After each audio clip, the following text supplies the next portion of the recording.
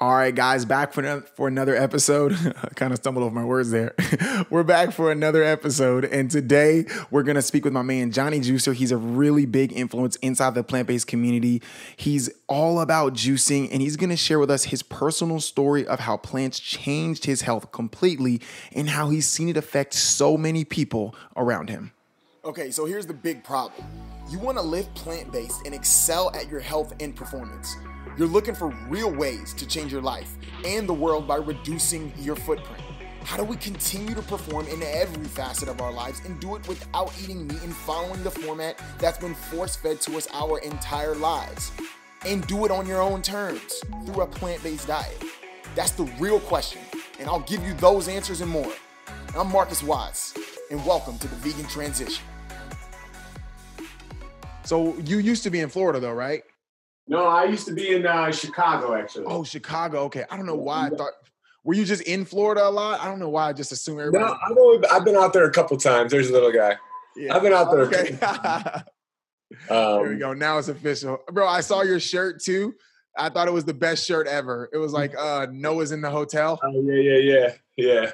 I had a friend of mine who prints shirts. He made that for me. I got another one coming out actually like in a week. It's more like for girls, but it's like a Noah. It's like a cartoon of Noah, and it says like Noah's Ark on it. It's got all these fruits. It's pretty I like it. I'll take 3. Just send me straight up, bro. Straight up, whatever to support. So, but yeah, dude. Look, man, I'm really excited to have you on. I've been watching you for a while, and it's really cool to see the way that you move and the way that you are putting information out, and especially the type of content that you make. It just shows that you care because it's so well thought out. You know what I'm saying? If anything, but dude, like just tell everybody a little bit about yourself, man. And, how did you get on this journey and how did you kind of find yourself in this space where, everything you're doing is, I'm sure you have times where it's not raw, but, your diet is, mainly a raw diet and you really are doing some cool things, man. So. Yeah. Thank you, man. Yeah, basically, my journey started roughly like, I would say 6 years ago now. It's 2019. Yeah, about 6 years ago. Up until that point, I was diagnosed 8th grade with IBS. I had colonoscopies done. I don't know if you ever had, man, those are not fun. But I had 2 of those done, one in 8th grade my freshman year because my mom, we have Crohn's disease. An uncle of mine has Crohn's disease. So She was convinced I had Crohn's. And they found IBS. They said I was lactose intolerant and, medication for that. I had a hall pass throughout high school. And I have like an Italian background, so a lot of meat, dairy, pasta. And then I was also an athlete during high school. I played basketball 4 years. I played AAU ball. It was from like 7th all the way till out of high school. I was playing. So I think that kind of, because you feel like when you work out, when you're playing sports, you're healthy, right? Like you don't really, to me, I never really put always going to the bathroom or always having migraines as not being healthy. It was more, I'm in shape, so I'm healthy, right? This is just something I have to live with. So, but also I had migraines as well from like 7 years old. And what happened was it wasn't until migraines from 7 years old, man. Damn. It was crazy, man. My mom, I remember as a child, she'd put like a cold rag on my head, give me Tylenol. And the same thing with the IBS. I was always, holidays and I never knew, man, if it was going to be like I always had to be near the bathroom. It wasn't a good feeling. So once I was out of high school, though, it progressively got worse. I went to a junior college, and every day I'd go to Wendy's with my guys. We'd go hoop, and then afterwards we'd go eat some more garbage, and then I'd come home from school, drive all the way back, and then we'd go to the gym later at night. And then afterwards we'd go to Denny's. It was just, then we'd party on the weekends. Mm-hmm. So, you can combine partying, once I turned 21, started going out all the time, taking medication. At that point didn't have energy, from my food. So I was always stimulating myself with Red Bulls, Monsters, pre-workout powders. So it was just a downward spiral of a lifestyle, and I got into like a toxic relationship. So my darkest point was probably at 2012 when I was out of that, and I had stumbled upon a docu. That was my heaviest as well. I was like 225, and how much do you weigh now? I'm like 165 now. So yeah, overall, I mean, I've done all types of fasting. I'll talk about that as well. Like I've done like 40-day juice cleanses, 30-day, 21. I've done them all, and I've gotten down to like 140. It's never about weight for me though, because once I started doing little mini juice cleanses, I feel like that's what changed my whole journey altogether. Because like I was saying, back in 2012, I was eating a deep dish pizza in Chicago, and I stumbled upon Fat, Sick, and Nearly Dead on Netflix, and that documentary was kind of like what we were talking about, that aha moment, where it was like, whoa, like something just clicked, because eating the way I had been eating all my life, my mom wasn't really preparing vegetables or fruits. It was, we'd have like, you buy like the little bananas and you just leave them there. You grab one a day or something. And then for dinner, she'd always have like a salad, but it would be like in a little bowl with like, it'd be like iceberg with a couple grape tomatoes. So wasn't really getting much. And to me, that documentary just resonated with me because, if you haven't seen it, or anybody who's listening hasn't seen it, it's about an Australian man on like 20-something medications, comes to America. He was basically putting everything over his health, his wealth, his partying, everything. So he went on a juice cleanse and basically juiced his way to health. By the end of the documentary, gets off medication. But even more importantly, that inspired me was he inspired people along the way to start their own journey. And a couple of them in particular had some of the issues I had. So, I got pretty passionate about it. I was like, whoa, I'm like, this might work, So the next day I went to the Bed Bath & Beyond and bought the same juicer from the documentary. And I started juicing that weekend with my girlfriend at the time. And we tried doing a 3-day, it was called like a Joe Cross, Dr. Joe Furman 3-day cleanse. It's still, you can Google it. It's just a little simple juice cleanse. And you got to remember, I'm coming from a standard American diet, a lot of fast food, a lot of garbage, but I'm trying to make little changes like after seeing a documentary. So that following weekend, we're preparing juices and we're like, we're going to start this 3-day juice cleanse. And after the first day, I drove a truck for FedEx for 12 years. And during that time I was driving, and first day went by, I was like, wow, I can't believe I did that. Well, day 2 came along, and like the morning I had like a migraine. A lot of brain fog. I'm driving to work. I had the juices prepared. I'm drinking them. And she calls me while she's on her break. And she's like, and I was about to go on my lunch, and I'm in the drive-thru at Culver's. I'm like, man, this isn't normal not to fast and just drink juices. So I went and got a cheeseburger. I stopped the fast, and she's like, hey, how you doing? I'm like, I kind of gave up. I'm already eating burgers. She's like, what? So we kind of dabble along with juicing a little bit longer here and there, but it wasn't until like later that year, like I just had enough, man. I was just like, this is it. I feel like after seeing that documentary, it lit something inside of me, and I kept, reverting back to eating the fast food, eating, partying, and just kind of numbing myself from the reality that I wasn't happy with. You know what I mean? The job I didn't really, something clicked at some point there too. I'm working this 9 to 5 every day, job I don't like, making the same paycheck. I've been in my 12 years, probably had 9 managers, and it was a combination of seeing that documentary and realizing, what am I doing with my life? I need to make changes. So I started that 3-day juice cleanse in the start of 2013. And after the 3 days, I vowed to incorporate 1 32-ounce green juice every day that year. That was like my thing. Just incorporate it, not even make no changes. But ultimately what it did was, over time, change my palate. I started losing weight and feeling better without even really changing my diet. Right. Came across the documentary Forks Over Knives, March of that year. We went vegetarian. Being Italian, I'm like, there's no way I'm giving up dairy, though. But sure enough, I saw Earthlings a few months after that, and cold turkey overnight went vegan. And actually got a vegan tattoo on my chest, like 4 weeks after that, because as much as I push the whole health aspect of everything on my platform, and when I do a lot of public speaking, because I'll get into more of why I'm so passionate about the health, not just in my case, but it was an ethical decision. I saw stuff I didn't want to be a part of, that I wasn't really conscious about. And once I made that, connection, I just said, hey, that's it. I'm done. And ultimately I made an ethical choice that improved my health even more. So when I went vegan, that's when all my gut issues had stopped. I was dropping weight from all the transitions from going vegetarian, vegan, and then ultimately 2014 went raw, and did a raw challenge with my girlfriend at the time. And she stopped after 30 days, and I kept going because I never knew going to be 38 years old, that my body can feel this way. Even how old are you? I'll be 38. Get the fuck out of here, bro. Yeah, man. Yeah. Bro, you look amazing. Those of y'all that aren't watching the video should go and just go to his Instagram. Like I would have never thought that, bro. I mean, when you were saying that you worked for FedEx for 12 years, I was like, oh, he started early. You know what I mean? Like, yeah, man. It's crazy. And I mean, I have before and afters on my Instagram, and I have pictures that I'm going to end up posting soon, but like when I used to party, and you could totally tell a difference in my face. Right. Like the hydration levels in my face. Like when I look, I'm like, man, I look like I just need, like I'm thirsty or something. Like I just looked sick. I had dark circles under my eyes all the time. Didn't look happy. You could tell the energy difference in the picture,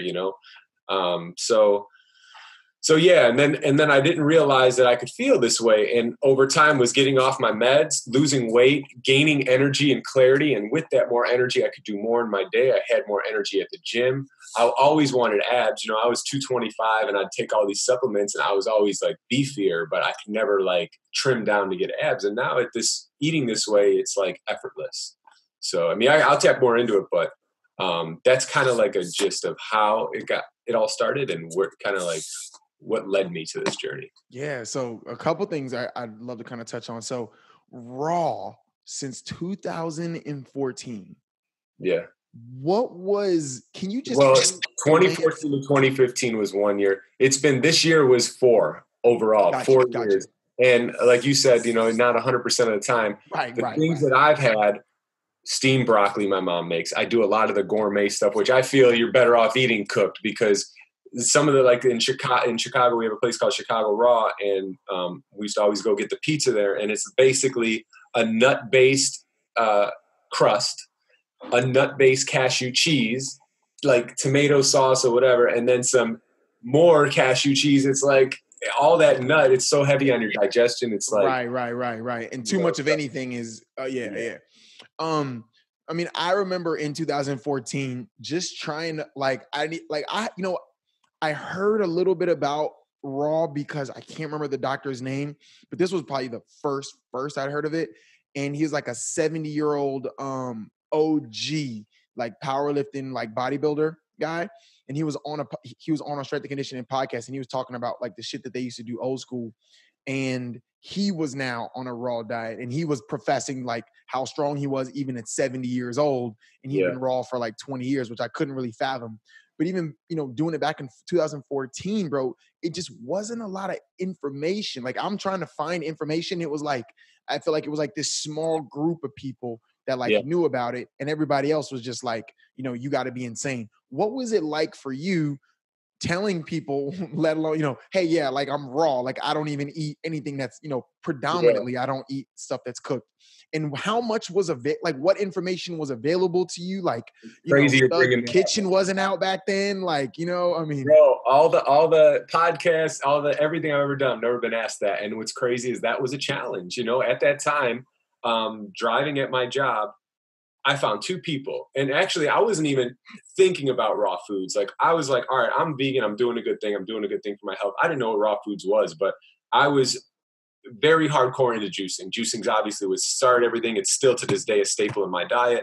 And what I was doing was YouTubing juicing recipes. And what came up, I'll never forget this. What came up was a man by the name of Dan the Life Regenerator. I'm not sure if you're familiar with him. Dan McDonald. Well, he has a page called The Life Regenerator, and it said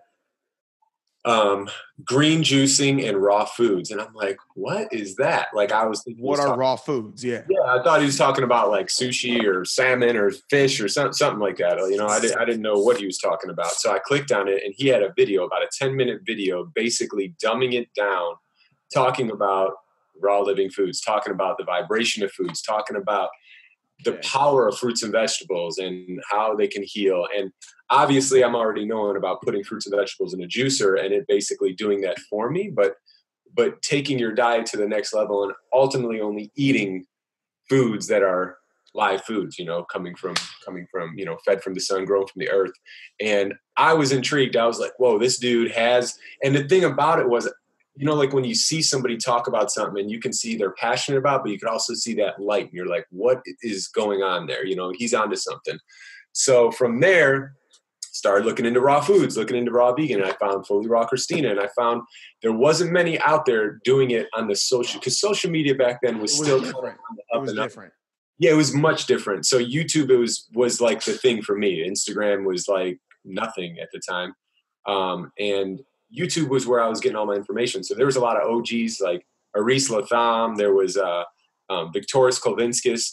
And but there are people, especially in Chicago, there's a woman who was my mentor and one of my good friends who I just did a retreat with, Karen Calabrese, who's like 70 years old, looks like she's like 30, 40. And I mean, she's got this youthful spirit about her. So there was something to it. So I wanted to, look into that and see what it was all about. And sure enough, that's basically what led me to that, is seeing all this information. And I would go on when I would be at work, I would have my YouTube in my ears, and because you can't shut your screen. So I would put my settings so the screen never shuts off.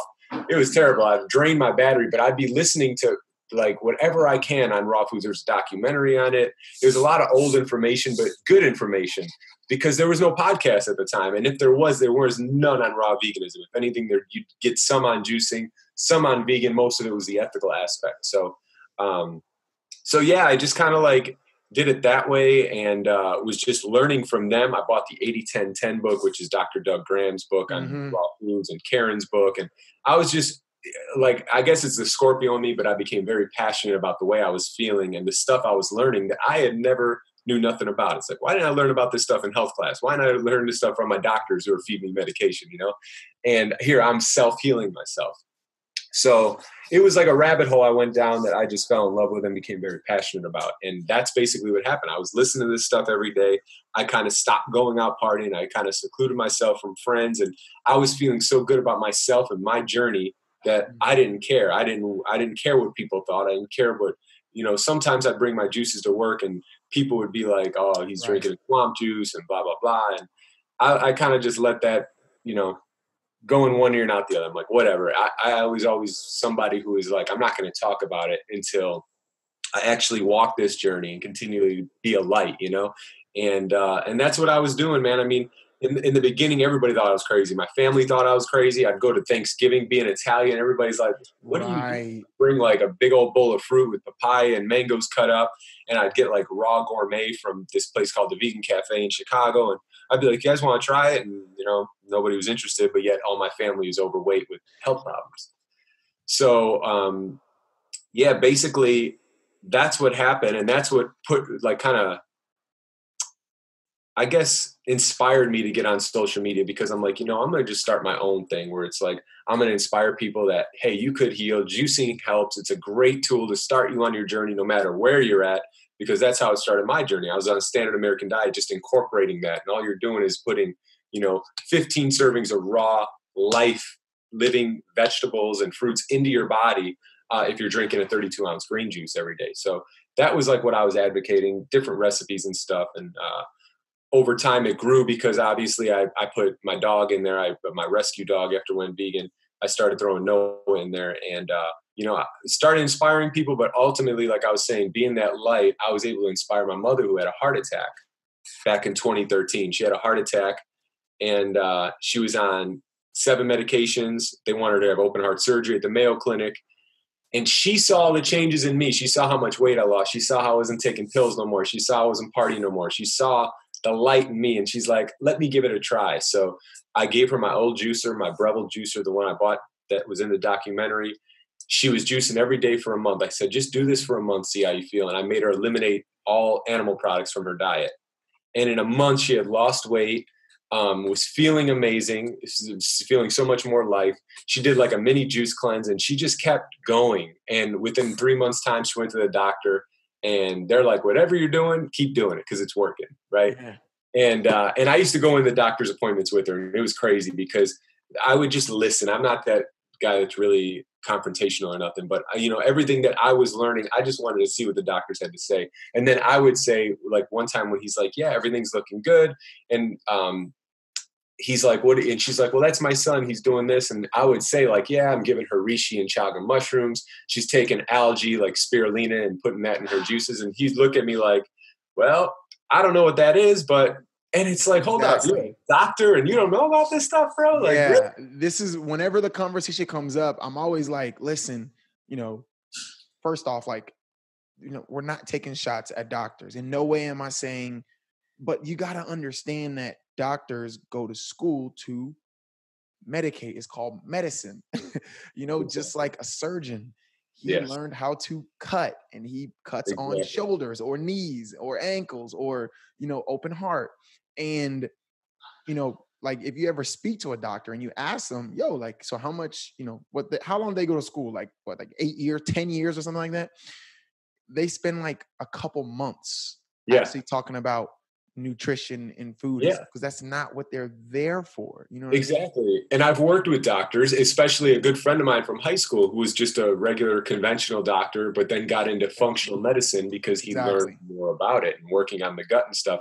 And even he told me, he's like, we learned maybe a semester on nutrition. We knew Right. he brought me in as a health coach to talk about nutrition and I don't even have a degree in Right. nutrition. I have a certification in health coaching, but this is just from self experience, like I have like a bunch of nutrition books and just getting into it and knowing the power of food was what got me passionate about it and inspired by it. So but it's so true, they're not taught about that, and it's, in a way, it's frustrating, especially when it's your mother in there and this guy is sitting there and it's like, here, this is who we look to for answers. And ultimately most doctors that I've encountered with family members or whatever kind of, not maybe purposely, but put that fear in you. Oh, you have cancer, you have to get in this revolving door, you got to get your radiation, got to get your chemo. There's not many options when you get sick.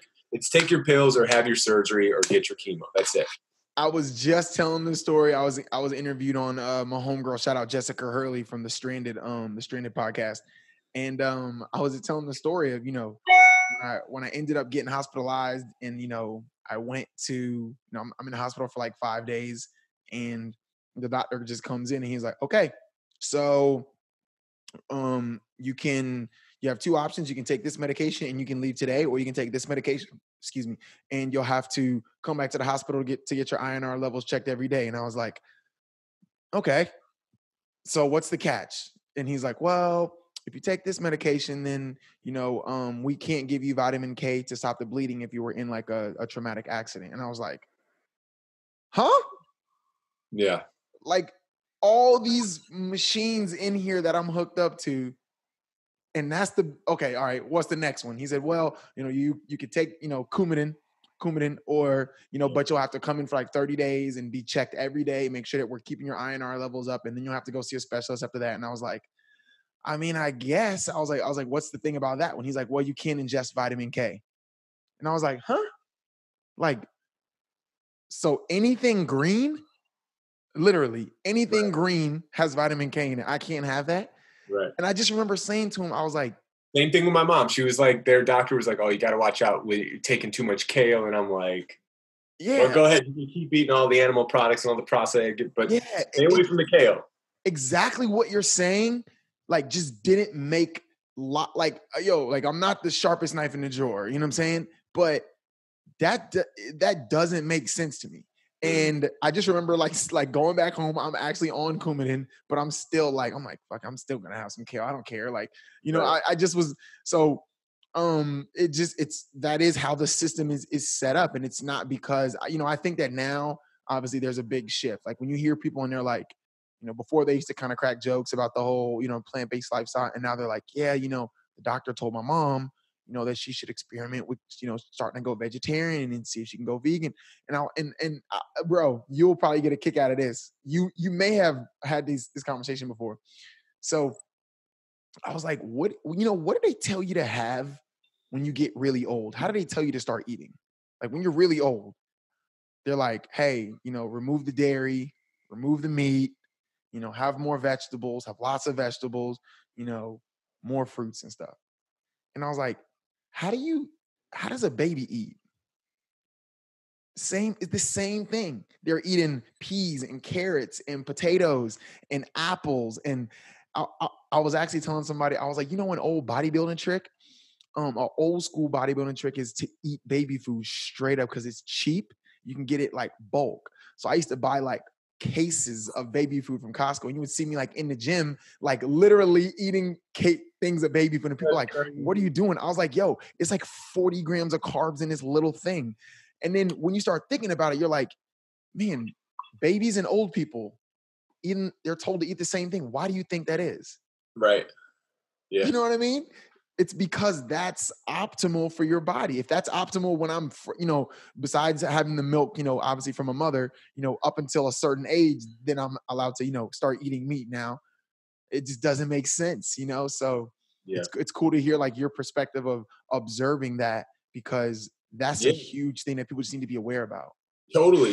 And then, like I was saying, just being in the doctor all the time, I mean, it blew my mind, just seeing that, the stuff that I would hear them say. And it's the stuff that you hear stories of. You hear horror stories like, oh, the doctor told me this. And you actually go and experience it. And it does piss you off to an extent. What were some of those? What were some of those things? Well, when my aunt had breast cancer, I mean, just all different times when I've been there and hearing them say, well, they got to go the chemo route, or you got to do radiation. We they would recommend a specific type of radiation. They're like, pump the brakes. Right. And it's like, and the thing that bothers me is they put, because the mind is everything, the mental, when you get diagnosed with cancer, it's go ahead, go as deep as you want on this, man. Do it. Right. It's not that I know personally from experience. I've never been diagnosed with cancer, but from experience with people that I know who have had it, it's like, it's almost like a death sentence. It puts that fear into your body. And once you allow that to go into your mind and into your consciousness, it's just energy that you're creating more of that energy, more of that fear. And it ultimately, you feel like your body and you're given the impression your body's giving up on you. And you have to take this route, and that's it.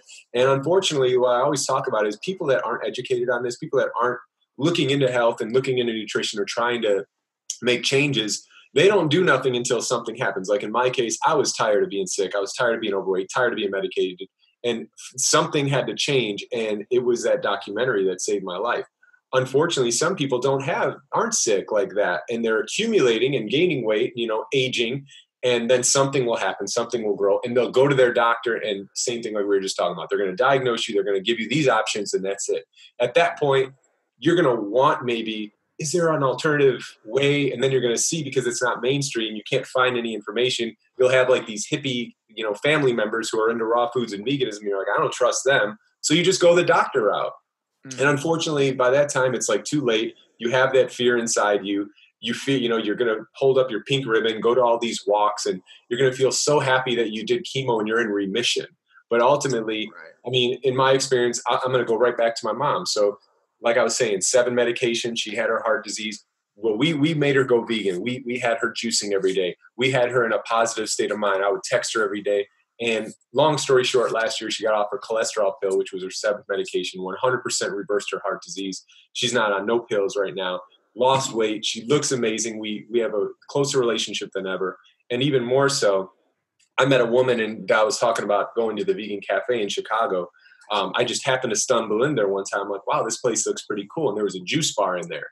And the lady had recognized me. She's like, oh, I follow your social media. I'm like, oh, thank you, And we just started going back and forth. She was very passionate about juicing, and she shared her story with me. It was her place, the vegan cafe. It's her place. Her name's Lori Arnold. And she has a Facebook channel. She's not on Instagram. But basically her story is she was diagnosed with stage 4 cancer. The doctor basically said, listen, we're giving you like an 8-month window. It's very aggressive.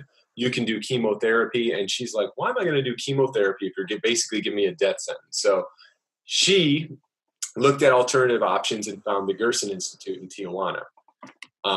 Basically went to the Gerson Institute. For those that don't know, it's basically a natural way of healing cancer. You're drinking like 12 specifically designed juices, which are like carrot juices, carrot apple, which most people are like, oh, you shouldn't be juicing sugar. Well, this actually basically generates that flow, that electrical flow back in the body. These juices are designed to do that because basically obstruction somewhere, You're and what that does bacteria in your gut flora. And yeah. So basically what it does is they do the juices. You're eating cruciferous dinners, meals. You're doing coffee enemas. You're doing vitamin C IVs. And in long story short, a year and a half's time, she reversed stage 4 when she had an 8-month window to live, you know? So went back to her doctor. Her doctor was like floored about it. And, you know, I mean, you can imagine. And she was fine for a little bit, but then 2 years later, it came back. And the reason being is because it's almost like we've seen in Forks Over Knives and all these things. It's like you can play with this stuff. She went back to her old lifestyle habits and it came back. And ultimately, she went back, did the Gerson Institute, reversed it again, and became a practitioner. And now the Vegan Cafe, she has a juice bar as well as all the Gerson. She has enema buckets, and she's like 8 years cancer free. So besides my mom reversing heart disease, her reversing cancer. I mean, I work diabetes retreats where people are reversing type 2 in 4 days on plants. You know, when they're told stay away from fruit, we're feeding them fruit. So that's why I'm so passionate. There's so much truth in it. You know, I'm about the truth in things. And when you see it, when you live it, when you feel it, and then see it around you, that's what keeps me so passionate about this lifestyle. Yeah. I was a VP for a probiotic company that had was setting up their US headquarters in Fort Myers. And I remember there was a guy in there that, you know, he had worked in the medical like services industry for a long time. So he worked with doctors and everything for, you know, very closely. So the conversation just came up about, you know, the ability, you know, healthy bacteria in the gut. I'm not sure if you've ever read The 10% Human. No. Phenomenal book.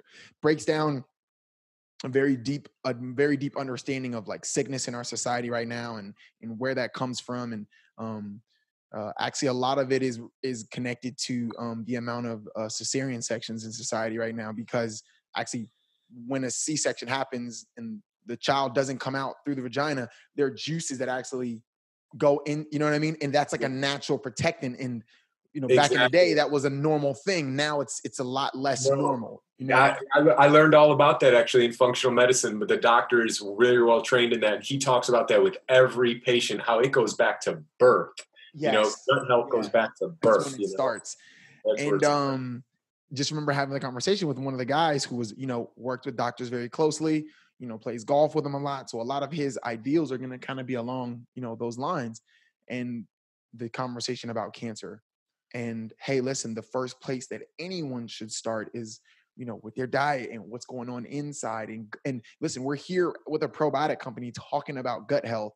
This stuff is connected to everything: mental clarity, depression, anxiety, happiness, sadness, you know, you name it, energy, you know, fat metabolism. And to hear how certain people were just so stuck in, no, if you get diagnosed, you got to get chemo. And it was like, again, I'm not a doctor. Like, you should consult your physician, but I'm just saying that you're giving examples and everyone hears of them. They're not these fairy tales, you know, that are happening. It's the right. things that you're putting in your body, you know? Yeah, well, you just said you're not a doctor, we're not a doctor, but I feel like we get to a point when you start cleaning out your body, like intuition grows. You know what is chemotherapy? What's it doing? It's killing cancer. It's going in destroying cancer. It's destroying all your cells. It's destroying your immune system. Basically, is what it's doing. Then you can't fight off nothing.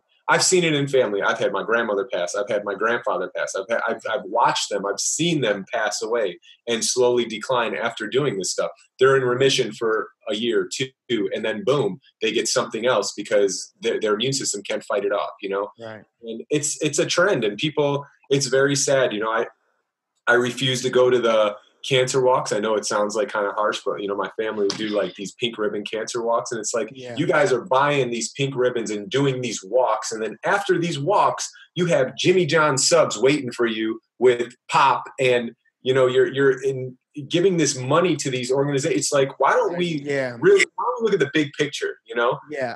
100. It's, you have to, you know, again, for those of you guys that are hearing this and you're thinking that there's a bias, just go and do some research. You know, exactly what Johnny's talking about is so true. How about one of the largest sponsors of the American, you know, Cancer Society? These organizations are like YoPlay, you know, and companies that obviously, you know, have products that contain dairy. And it's like, what are they saying are one of the things that you need to like really stay away from? Yeah. Dairy, exactly. You know what I mean? But these are major sponsors, major players. And I think it's like 1 in 2 or 1 in 3 women now are going to develop breast cancer. And Dr. Michelle McMacken just came out with a study that if you eliminate just dairy alone from your diet, that takes care of like 95% of breast cancer cases. Right. So, Wow. I mean, like you said, the information's out there. We're in a unique time right now where literally we could just go on Google, boom, and you can find this information. You could go on YouTube. You could find these doctors. You could find, the Neil Barnards, all these people who are doing all this research for years that it's being hidden from us because there is a bigger agenda that they're pushing. So do you have any personal experience with black seed oil? I don't personally know. I've heard great things, but no, I haven't. Yeah. But I'm still like, somebody just told me yesterday, oh, it's the juice master. It's like, man, I haven't even scratched the surface. This is a very early journey. I try to learn and try everything. I just got into the CMOS game. I'm not sure if you're into the CMOS. CMOS. Yeah, I'm just now. It's crazy to think because it's like you can only take in so much at a time. For me, like I transitioned. I was like, all right, I already wasn't having dairy. All right, let's just take out red meat. Okay, bet. Cool. Now let's take out pork. Okay, bet. Now let's take, let's take out chicken. Okay, now let's take out fish. And it's like, for me, it took a little bit of time, but I think it's been like, I was having eggs for about a year, but I've been vegan now for about 2 years. Not that I even care about the title. It's whatever. But Right. like for me, it was just big to run the experiment. I always tell people, Jay, I'm like, yo, listen, you have a hypothesis, right? An educated guess. Right. You run an experiment and then you analyze the data. And then you go back, you take that information and you just kind of do it again. And that's all I kept on doing. And it was like, yo, I'm feeling good. I'm performing well. I'm going to keep on. Something's going on here. I didn't really know what, you know what I mean? And then I started finding more people. I found Rich Roll and I found David Carter. Shout out David Carter. We're actually working on a project right now out in Cali. So I'm super excited for that. And then, more people, finding Brendan. And then, like I said, my photographer, Sway, and then, Carly. And then it's just this, you know what I mean? Oh, who's Namai? And then, the people can't stop the information from coming out. And all we hope is that, like you just take this and, you kind of use it for yourself, bro. Bro, like what's the biggest like struggle? Like when you started doing the juicing and stuff, what was the biggest struggle for you? You know what I'm saying? Was it just sticking to it? You know what I mean? Or was it, because again, I just can't fathom it, bro, because I couldn't find anything in 2014. You know what I mean? Let alone somebody, coming from an athletic background, in your heritage. I remember like one of the biggest things for me was I had done some like Beyond Meat stuff. I can't remember what I did with like some plant pasta. And I brought it into this Italian girl at my gym. And I was like, hey, try this. And she was like, oh man, this pasta's amazing. And I was like, if she's Italian, hardcore, and she says it's good, I was like, all right, I'm not just tripping here then. You know what I mean? Right. Yeah. I mean, it just goes back to what I was saying, man, just going down that rabbit hole and feeling better than I ever have without having to take medication, losing weight, gaining, and like I would feel this euphoric energy, man. I'd be driving at FedEx. And on my break, what I started doing naturally, because my last 2 years at FedEx, I was vegan and because this is still a fairly new journey. I left in 2016. I left my job. I just basically walked out. I put in my 2 weeks. I'm like, I'm done.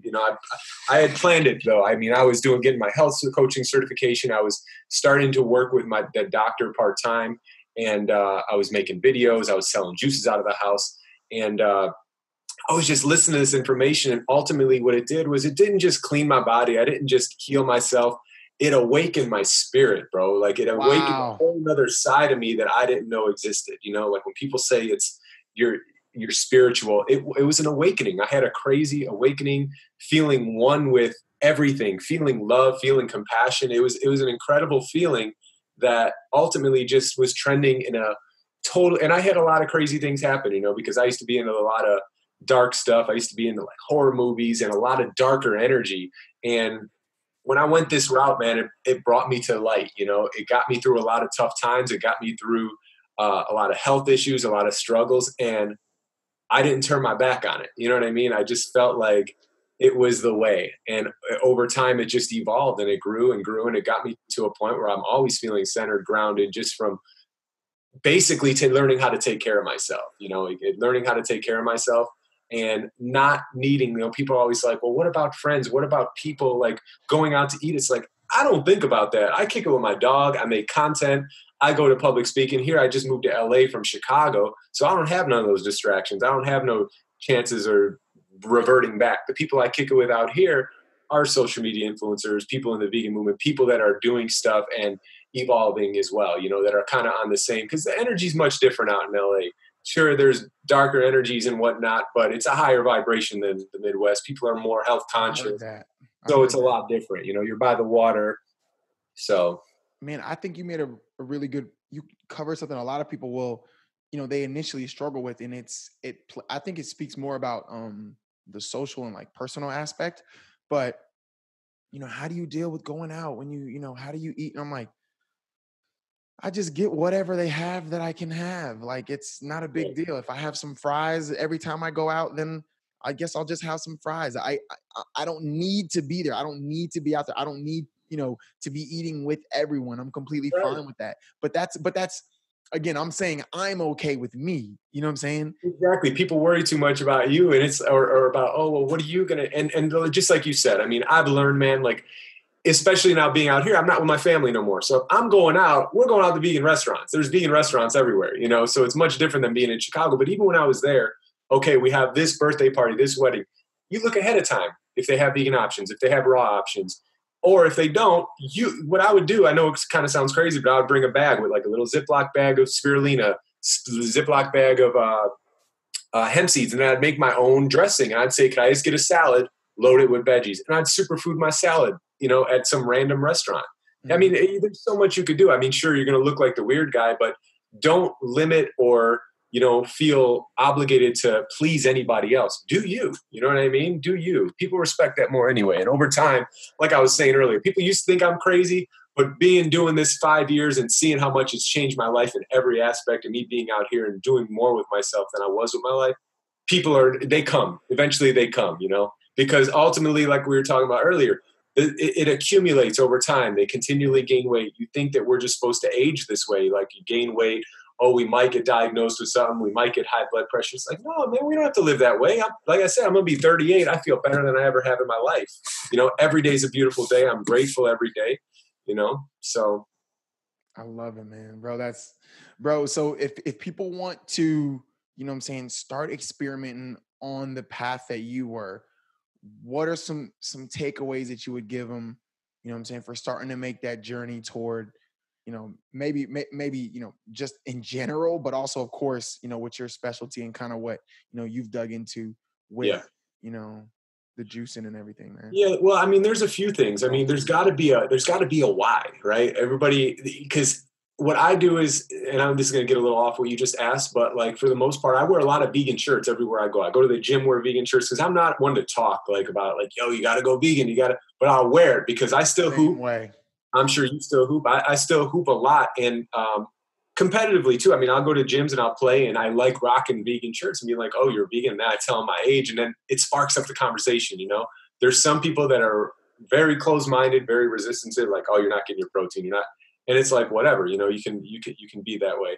But ultimately, to me, that's like my form of activism in a sense, and like sparking up conversations and getting people to kind of you know, see that it's different. Like we're not just like these grass eaters that are just like, you know, out over there eating. Like you can be healthy, you can have energy, you can, you know, you could literally like change your life.